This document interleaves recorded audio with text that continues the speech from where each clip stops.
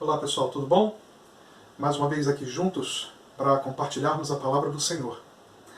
E eu quero compartilhar com vocês Efésios, capítulo 2, versos de 1 a 7. Efésios 2, versos de 1 a 7. E diz assim a palavra de Deus: Vocês estavam mortos em suas transgressões e pecados, nos quais costumavam viver, quando seguiam a presente ordem deste mundo e o príncipe do poder do ar, o espírito que agora está atuando nos que vivem na desobediência. Anteriormente, todos nós também vivíamos entre eles, satisfazendo as vontades da nossa carne, seguindo seus desejos e pensamentos. Como os outros, éramos por natureza merecedores da ira. Todavia, Deus, que é rico em misericórdia, pelo grande amor com que nos amou, deu-nos vida juntamente com Cristo, quando ainda estávamos mortos em transgressões. Pela graça, vocês são salvos. Deus nos ressuscitou com Cristo, e com Ele nos fez assentar nos lugares celestiais em Cristo Jesus, para mostrar, nas eras que hão de vir, a incomparável riqueza de sua graça, demonstrada em sua bondade para conosco em Cristo Jesus. Então, meus amados, Efésios foi uma das cartas de Paulo escritas durante sua primeira prisão em Roma. É um escrito lindo, porque, se utilizando de circunstâncias específicas acontecidas na vida daquela igreja, ele faz desta carta uma declaração universal e atemporal da vontade de Deus para todos. Tinha por objetivos o desenvolvimento espiritual, principalmente dos novos da fé, o reforço do testemunho da igreja em todos os seus âmbitos, social e familiar, por exemplo, a resistência na luta contra o mal e também promover a união entre cristãos gentios e cristãos judeus. Para começar, então, eu quero destacar algumas coisas dos versos 1, 2 e 3, que podemos lê-los como se fossem um único versículo. Então Paulo começa dizendo, quando escreve esse capítulo da carta aos Efésios, ele diz assim lá no verso 1, ele usa a seguinte expressão: vocês estavam mortos. Ou seja, vocês estavam vivos na carne, mas mortos espiritualmente.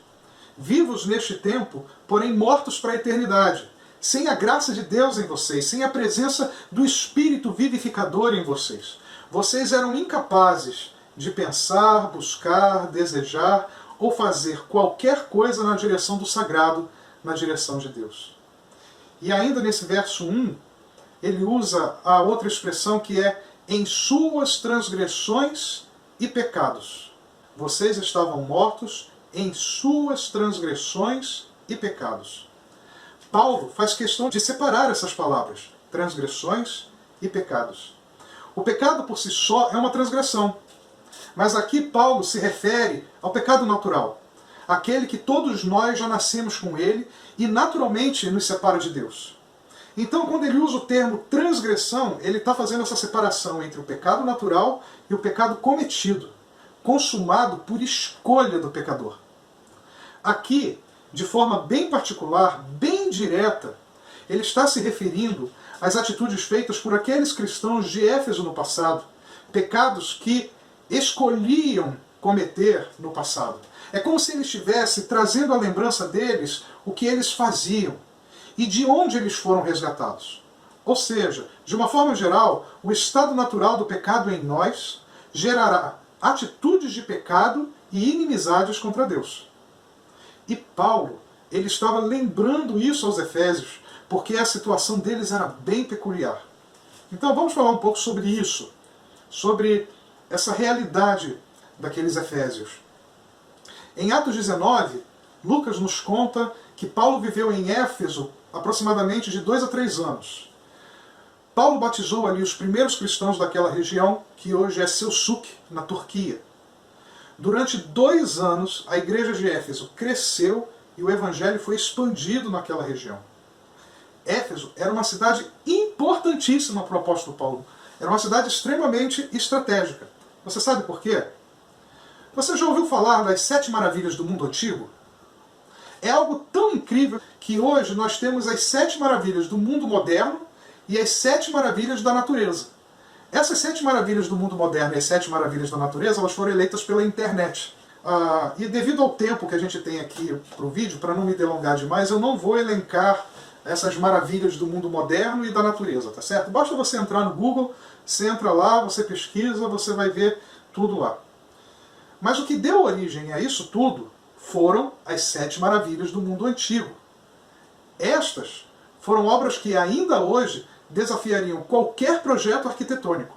E com o crescimento da civilização grega e particularmente com o surgimento do Império Macedônio, fomentando assim o crescimento das navegações e viagens por terras recém-conquistadas, dizia-se daqueles monumentos que qualquer um que quisesse conhecer o mundo daquela época tinha que ver esses monumentos. Então daí vem a expressão 7 maravilhas do mundo, porque eram 7 monumentos que tinham que ser conhecidos para aqueles que quisessem conhecer o mundo da sua época. Tá? Então, rapidamente, as 7 maravilhas do mundo antigo são a Grande Pirâmide de Gizé, a segunda grande maravilha do mundo antigo são os Jardins Suspensos da Babilônia, a estátua de Zeus, o mausoléu ou tumba de Alicarnasso, tivemos também o Colosso de Rhodes, tivemos também o Farol de Alexandria, e por fim, a última dessas 7 maravilhas do mundo, e essa sim nos interessa bastante, é o templo da deusa Ártemis, ou deusa Diana. Deusa Ártemis, na mitologia grega, com o advento do Império Romano, houve aquele sincretismo entre a religião grega e a religião romana, então Ártemis passou a ser Diana. Então nós temos ali o templo da deusa Ártemis, ou o templo da deusa Diana, construída na cidade de Éfeso, que hoje é Selçuk, na Turquia. Esse templo foi construído em 550 a.C. e ele foi destruído em 262 depois de Cristo, ou seja, só no século 3 depois de Cristo. E foi talvez o maior de todos esses 7 monumentos, o templo a Ártemis provavelmente tenha sido o maior deles. Esse templo foi construído durante esse crescimento da civilização grega. Ou seja, até então, Éfeso era uma cidade grega, mas Éfeso floresceu ainda mais durante o Império Romano, se tornando a segunda cidade mais importante do Império, atrás apenas de Roma. Foi declarada capital da província romana na Ásia em 133 a.C. Sempre enfatizamos a importância da cidade de Corinto, mas Éfeso era ainda maior que Corinto. Estima-se que no tempo de Paulo, a cidade ali já contava com aproximadamente 300 mil habitantes. Éfeso era extremamente ligada a essa religiosidade. O templo era um lugar turístico. Assim como o Cristo Redentor, que é hoje uma das 7 maravilhas do mundo moderno, é um lugar turístico, chama a atenção, o templo de Ártemis também. Era um lugar turístico, as pessoas queriam conhecer aquele lugar. Mas também era um lugar de peregrinação religiosa. Não vivia a imoralidade de Corinto porque Diana era uma deusa virgem, protetora das mulheres grávidas e também da lua, da caça e da natureza. A cidade era litorânea, seu porto movimentadíssimo, passagem terrestre obrigatória para quem quisesse descer aos territórios asiáticos, inclusive Jerusalém. O crescimento da igreja trouxe muita preocupação e confusão ali para a cidade de Éfeso. Quando a gente dá uma olhadinha lá em Atos, capítulo 19, Lucas ele nos dá um relato do que estava acontecendo ali naquela época em que Paulo estava ali em Éfeso. Então diz assim, não vou ler o capítulo todo, são só alguns versículos, só para situar a gente do que estava acontecendo ali em Éfeso naquele tempo que Paulo estava lá, no meio dessa realidade religiosa, dessa metrópole, dessa cidade tão importante que era Éfeso. Também, muitos dos que haviam praticado magia, agora convertidos, reunindo seus livros, os queimaram diante de todos. Calculado o valor dos livros, verificaram que chegava a 50 mil denários. Por esse tempo, houve grande tumulto em Éfeso por causa do Evangelho.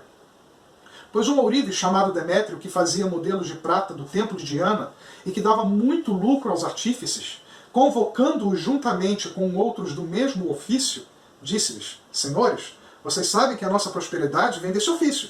E agora vocês estão vendo e ouvindo que não só em Éfeso, mas em quase toda a província da Ásia, esse Paulo tem persuadido e desencaminhado muita gente, afirmando que os deuses feitos por mãos humanas não são deuses de verdade.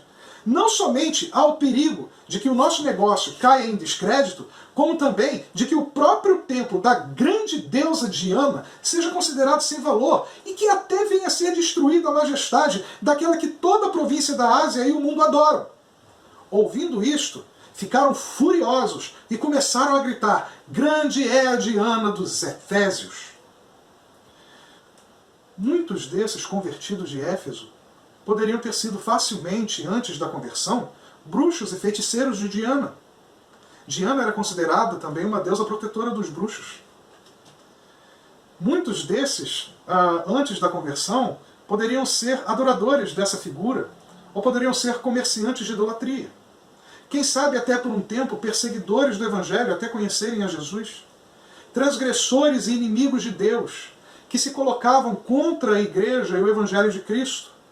Mas mesmo que não tivessem sido nada disso, mesmo que vivessem suas vidas tranquilamente, sem crer em divindade alguma, ainda assim eram transgressores e estavam mortos em seus pecados. Ainda Paulo diz mais, quando a gente entra no verso 2, ele diz: vocês estavam mortos em suas transgressões e pecados, nos quais costumavam viver quando seguiam a presente ordem deste mundo e o príncipe do poder do ar, o espírito que agora está atuando nos que vivem na desobediência. Ou seja, nos quais costumavam viver quando seguiam a presente ordem deste mundo, ou seja, viviam de acordo com a ordem, o proceder, o curso deste mundo, que jaz, que deita, que descansa, que está sepultado, que se apoia e que permanece no maligno, como nos diz lá 1 João capítulo 5, verso 19. Maligno, que é o príncipe do ar. Ou seja, o maligno está por aí. É como se estivesse no ar, buscando a quem tragar, ao nosso redor, como um coronavírus, buscando uma brecha para atacar, como nos diz 1 Pedro, capítulo 5, verso 8. Lembrando que derredor e redor são sinônimos, tá? Esse negócio de que o anjo está ao nosso redor e o inimigo está ao derredor, redor e derredor é a mesma coisa. Basta olhar no dicionário, tá bom? Mas enfim, seguindo. E aí no verso 3, depois de Paulo fazer todas essas colocações, Paulo diz: anteriormente todos nós também vivíamos entre eles, satisfazendo as vontades da nossa carne e seguindo seus desejos e pensamentos. Como os outros, éramos por natureza merecedores da ira. O que ele está dizendo é: não se sintam inferiores por isso. Não fiquem melindrados ou culpados por estas coisas que vocês fizeram no passado, porque isso também aconteceu comigo. Eu também era assim. E acontece com todos antes de conhecer a Cristo. Todos nós, sem exceção, cada um do seu jeito, cada um com a sua história, já passamos por isso. Então assim, pensando nesses 3 primeiros versículos desse capítulo que nós lemos, eu aprendo aqui uma primeira lição. O que Paulo está dizendo para a igreja é que ninguém é pior do que você ou eu. Ninguém é pior do que você ou eu. Pecados diferentes causam efeitos diferentes e trazem consequências diferentes. Nesse aspecto, podemos sim dizer que há diferença entre os pecados. Se não fosse assim, assassinos e ladrões de galinha teriam sempre a mesma pena para cumprir, estariam sempre nivelados de igual forma. Mas sabemos que não é assim que acontece. Porém, no tocante às consequências espirituais, ao estado de inimizade contra Deus, o entristecimento do espírito, a contaminação do caráter, a degradação moral, nesses aspectos os pecados são todos iguais. É preciso maturidade para entender isso. Se você, por exemplo, tem mágoa no seu coração de algum irmão e não libera perdão, transformando isso em ira, em raiva, em ódio, isso não vai te levar para a prisão. Mas 1 João capítulo 3, verso 15, diz que você é um homicida, é um assassino, porque você está no seu coração odiando o seu irmão. O próprio Jesus diz que se você se orgulha de nunca ter traído seu cônjuge, mas se em algum momento você alimentou fantasias na mente com outra pessoa, você é tão adúltero quanto que consumou adultério. Está lá, Mateus capítulo 5, verso 28.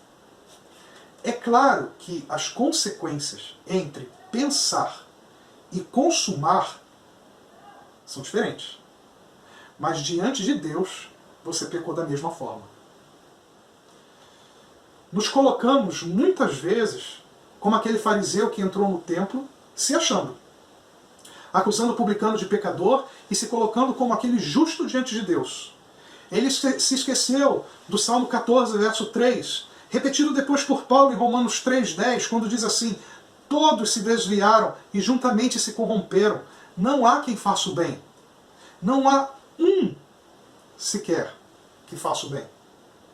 Não há quem não precise de perdão. Não há quem não precise de ajuda. Não há quem não precise de mudança. Não há quem não precise de transformação. Ninguém é pior do que você.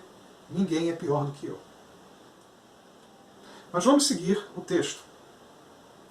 O texto, no finalzinho do verso 3 até o verso 5, diz assim: como os outros, éramos por natureza merecedores da ira.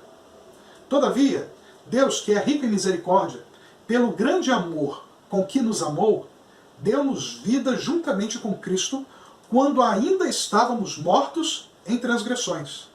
Pela graça vocês são salvos. Como dissemos, não somos melhores do que ninguém.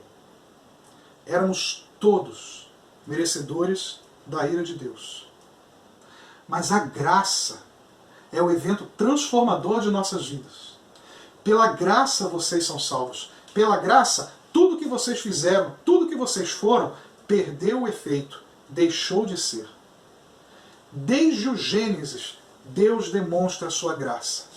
No Éden, homem e mulher poderiam ter sido condenados naquele exato instante que pecaram por aquilo que fizeram. É verdade que tiveram que arcar com as consequências do seu erro, mas não a consequência da condenação, da condição de uma separação eterna de Deus. Ao contrário disso, Deus derrama sangue inocente de um animal para que fossem cobertos não apenas por aquela pele, mas cobertos pelo seu amor perdoador.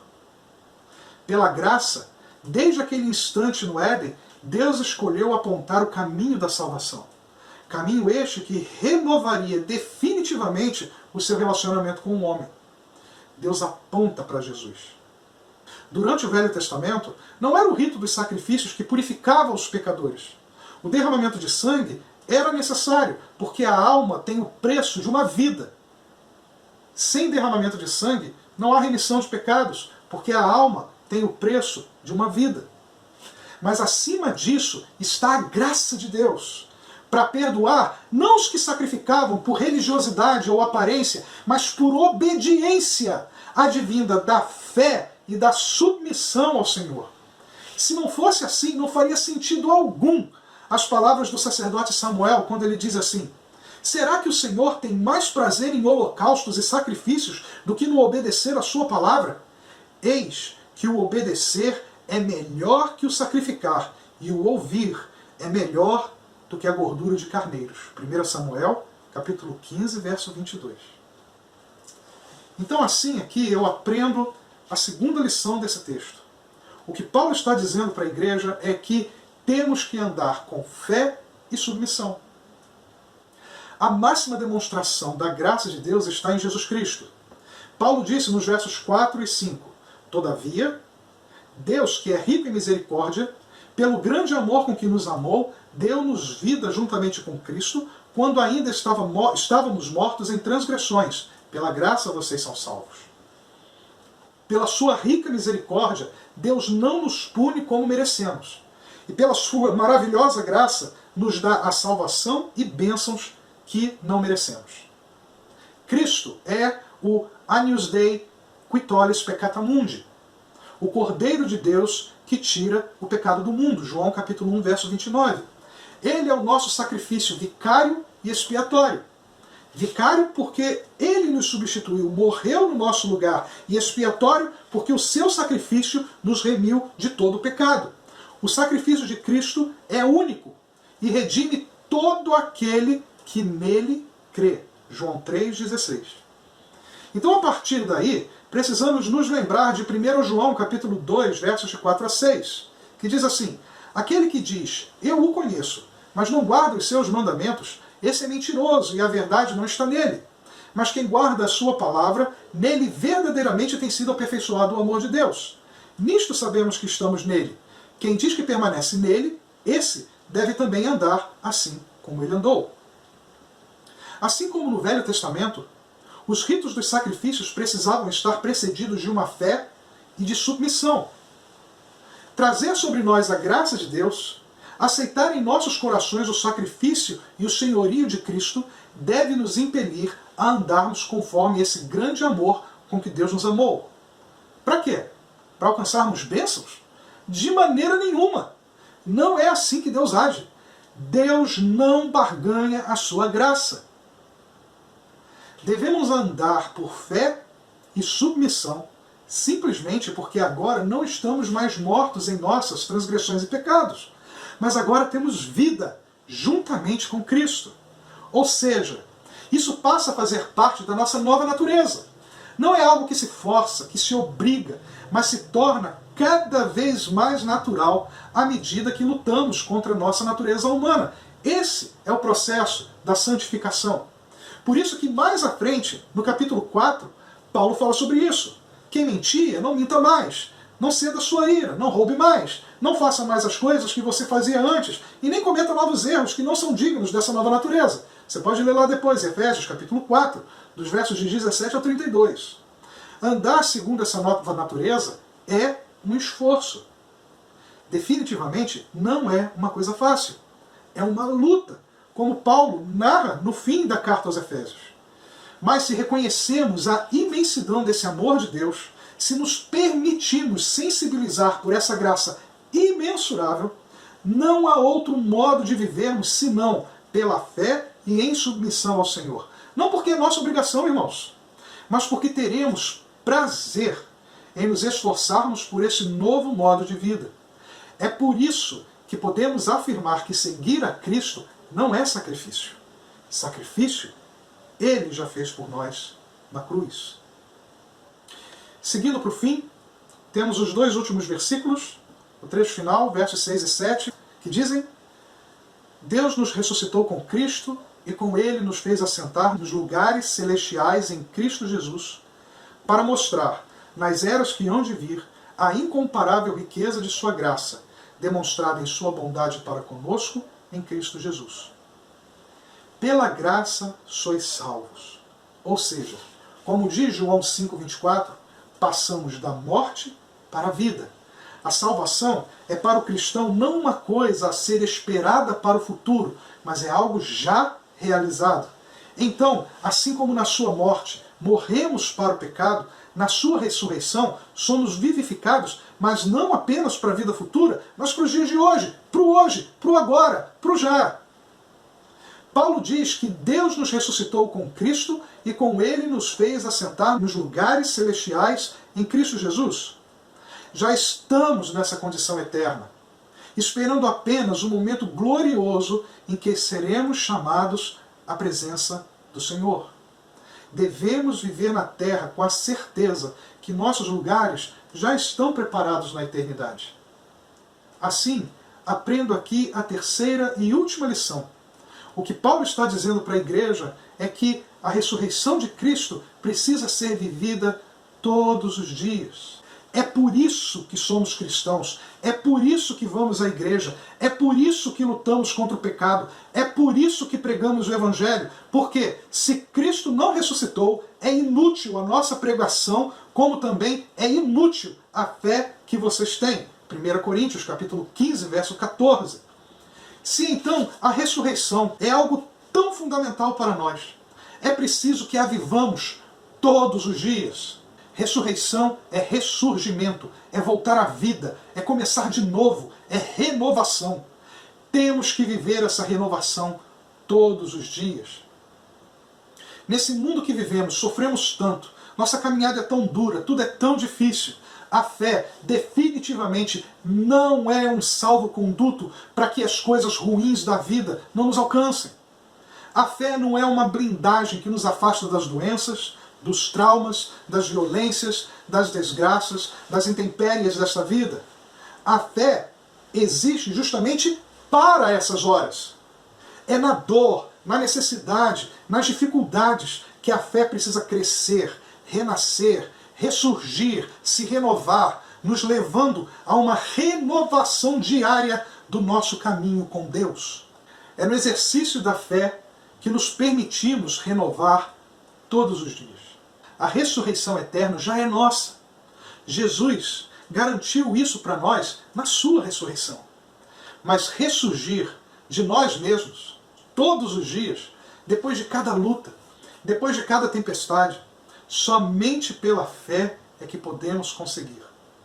Dessa forma, poderemos ser agentes do que Paulo diz no verso 7. Diz lá, para mostrar, nas eras que hão de vir, a incomparável riqueza de sua graça, demonstrada em sua bondade para conosco em Cristo Jesus. Ou seja, deixaremos como testemunho o legado dessa fé, como testemunho vivo dessa incomparável riqueza da graça de Deus, porque todos verão, através de nós, sua imensa bondade revelada em Cristo Jesus. Então, devemos nos lembrar que, primeiro, ninguém é pior do que você ou eu.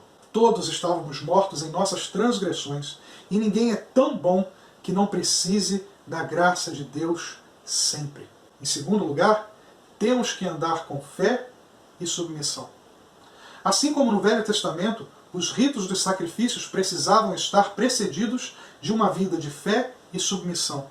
Trazer sobre nós a graça de Deus, aceitar em nossos corações o sacrifício e o senhorio de Cristo, deve nos impelir a andarmos conforme esse grande amor com que Deus nos amou. E por fim, em terceiro lugar, a ressurreição de Cristo precisa ser vivida todos os dias, para mostrar, nas eras que hão de vir, a incomparável riqueza de sua graça, demonstrada em sua bondade para conosco em Cristo Jesus. Porque só assim deixaremos como testemunho o legado da nossa fé, como testemunho vivo dessa incomparável riqueza da graça de Deus, porque todos verão, através de nós, sua imensa bondade revelada em Jesus. Que Deus nos abençoe.